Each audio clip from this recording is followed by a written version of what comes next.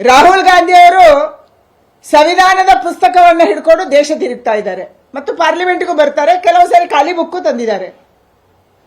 ಆ ಖಾಲಿ ಬುಕ್ಕಲ್ಲಿ ಇದನ್ನೇ ಬರ್ಕೊಳ್ತಿದ್ದಾರೆ ಅವರು.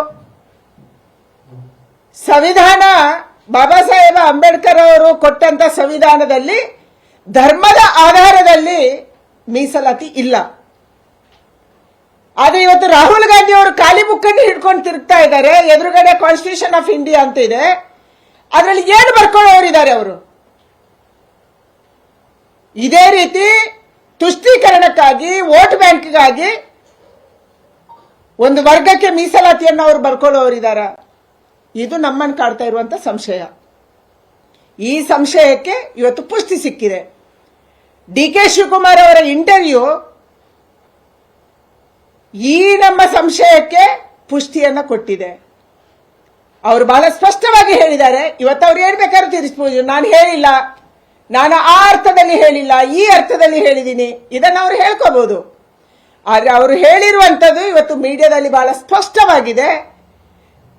ಅಲ್ಪಸಂಖ್ಯಾತರಿಗೆ ಅಥವಾ ಮುಸಲ್ಮಾನರಿಗೆ, ಅಲ್ಪಸಂಖ್ಯಾತರು ಅಂದ್ರೆ ಅದರಲ್ಲಿ ಎಲ್ಲರೂ ಬರಲ್ಲ, ಮುಸಲ್ಮಾನರಿಗೆ ಮೀಸಲಾತಿಯನ್ನು ಕೊಡುವುದಕ್ಕಾಗಿ ನಾವು ಕಾನ್ಸ್ಟಿಟ್ಯೂಷನ್ ಅನ್ನು ಕೂಡ ಬದಲಾವಣೆ ಮಾಡಕ್ಕೆ ಯೋಚಿಸಬಹುದು ಅನ್ನುವಂಥ ಮಾತನ್ನು ಅವರೇನು ಹೇಳಿದ್ದಾರೆ.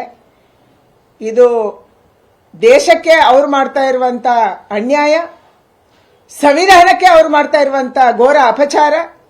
ಇದನ್ನು ನಾವು ವಿರೋಧ ಮಾಡ್ತೀವಿ ಮತ್ತು ಡಿ ಕೆ ಶಿವಕುಮಾರ್ ಅವರನ್ನ ತಕ್ಷಣ ಕ್ಯಾಬಿನೆಟ್ ಇಂದ ಕೈ ಬಿಡಬೇಕನ್ನುವಂತ ಆಗ್ರಹವನ್ನು ನಾವು ಮಾಡ್ತಾ ಇದ್ದೀವಿ. ಇವತ್ತು ರಾಹುಲ್ ಗಾಂಧಿ ಅವರು ಯಾಕೆ ಸುಮ್ಮನೆ ಇದ್ದಾರೆ ನಮ್ಗೆ ಗೊತ್ತಿಲ್ಲ. ಅಂದ್ರೆ ಅವರ ಎಜೆಂಡಾವನ್ನ ಡಿ ಕೆ ಶಿವಕುಮಾರ್ ಹೇಳಿರ್ಬೋದಾ? ಇದು ಇವತ್ತು ನಮ್ಮನ್ನು ಕಾಡ್ತಾ ಇರುವಂತ ಪ್ರಶ್ನೆ ಇದೆ. ಈ ಪ್ರಶ್ನೆಗೆ ರಾಹುಲ್ ಗಾಂಧಿ ಅವರು ಉತ್ತರವನ್ನು ಹೇಳಬೇಕು. ಯಾಕೆಂದ್ರೆ 4% ಮೀಸಲಾತಿಯನ್ನು ತರುವಂತ ಸಂದರ್ಭದಲ್ಲಿ ರಾಹುಲ್ ಗಾಂಧಿ ಅವರ ಬೆಂಬಲ ಇತ್ತು, ಅವರು ಸುಮ್ಮನೆ ಆಗಿದ್ರು. ಪ್ರಿಯಾಂಕಾ ಗಾಂಧಿ ಅವರ ಬೆಂಬಲ ಇತ್ತು, ಸೋನಿಯಾ ಗಾಂಧಿ ಅವರ ಬೆಂಬಲ ಇತ್ತು, ಕಾಂಗ್ರೆಸ್ಸಿನ ಬೆಂಬಲ ಇತ್ತು. ಅದಕ್ಕಾಗಿ ಇವತ್ತು ನಮ್ಮ ರಾಜ್ಯದಲ್ಲಿ ಇದು ನಡೀತಾ ಇದೆ. ವೋಟ್ ಬ್ಯಾಂಕಿಗಾಗಿ ಯಾವ ಕೆಳಮಟ್ಟಕ್ಕೆ ಇಳಿಯಕ್ಕೂ ನಾವು ಸಿದ್ಧ ಅನ್ನುವಂಥದ್ದನ್ನ ಕರ್ನಾಟಕ ರಾಜ್ಯ ಕಾಂಗ್ರೆಸ್ ಸರ್ಕಾರ ತೋರಿಸ್ತಾ ಇದೆ. ಇದಕ್ಕೆ ನಾವು ವಿರೋಧ ಮಾಡ್ತೀವಿ. ಆಗ್ರಹ ಮಾಡ್ತೀನಿ, ತಕ್ಷಣ ಡಿ ಕೆ ಶಿವಕುಮಾರ್ ಅವರ ರಾಜೀನಾಮೆಯನ್ನು ತಗೋಬೇಕು ಮತ್ತು ರಾಹುಲ್ ಗಾಂಧಿ ಅವರು ದೇಶದ ಕ್ಷಮೆಯನ್ನು ಯಾಚನೆ ಮಾಡಬೇಕು. ನಮ್ಮ ರಾಜ್ಯದೇ ಕಾಂಗ್ರೆಸ್ಸಿನ ಅಧ್ಯಕ್ಷರಿದ್ದಾರೆ ಮಲ್ಲಿಕಾರ್ಜುನ ಖರ್ಗೆ ಅವರು.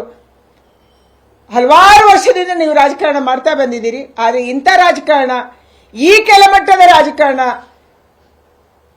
ಸಂವಿಧಾನಕ್ಕೆ ಅಪಚಾರ ಮಾಡುವಂತ ರಾಜಕಾರಣ ಹಿಂದೆ ನಾವು ಎಂದೂ ಕರ್ನಾಟಕದಲ್ಲಿ ನೋಡಿಲ್ಲ, ಮೊದಲ ಬಾರಿಗೆ ನೋಡ್ತಾ ಇದ್ದೀವಿ. ಅದಕ್ಕಾಗಿ ಮಲ್ಲಿಕಾರ್ಜುನ ಖರ್ಗೆ ಅವರು ಕೂಡ ಇದರ ಬಗ್ಗೆ ಉತ್ತರ ಹೇಳಬೇಕನ್ನುವಂತ ಆಗ್ರಹವನ್ನು ನಾನು ಮಾಡ್ತಾ ಇದ್ದೀನಿ.